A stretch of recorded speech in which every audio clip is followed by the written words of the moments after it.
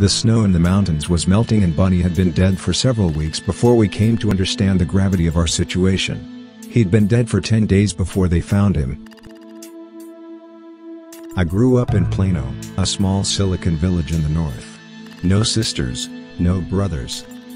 My father ran a gas station and my mother stayed at home until I got older and times got tighter and she went to work, answering phones in the office of one of the big chip factories outside San Jose.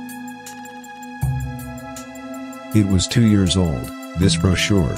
In high school a lot of colleges had sent me things because I did well on my SATs, though unfortunately not well enough to warrant much in the way of scholarships, and this one I had kept in my geometry book throughout my senior year.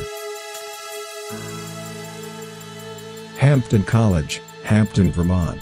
Even the name had an austere Anglican cadence, to my ear at least, which yearned hopelessly for England and was dead to the sweet dark rhythms of the little mission towns. Those first days before classes started I spent alone in my whitewashed room, in the bright meadows of Hampton.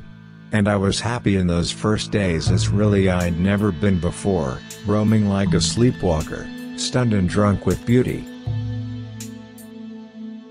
A group of red-cheeked girls playing soccer, ponytails flying, their shouts and laughter carrying faintly over the velvety, twilit field.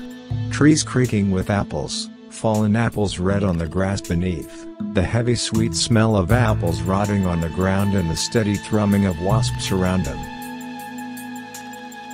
The shock of first seeing a birch tree at night, rising up in the dark as cool and slim as a ghost. And the nights, bigger than imagining, black and gusty and enormous, disordered and wild with stars. I walked along briskly, looking at the closed doors. One that had a brass card holder and, within it, an engraved card that read Julian Morrow. I stood there for a moment and then I knocked, 3 short raps. A minute or so passed, and another, and then the white door opened just a crack. Four boys and a girl, they were nothing so unusual at a distance.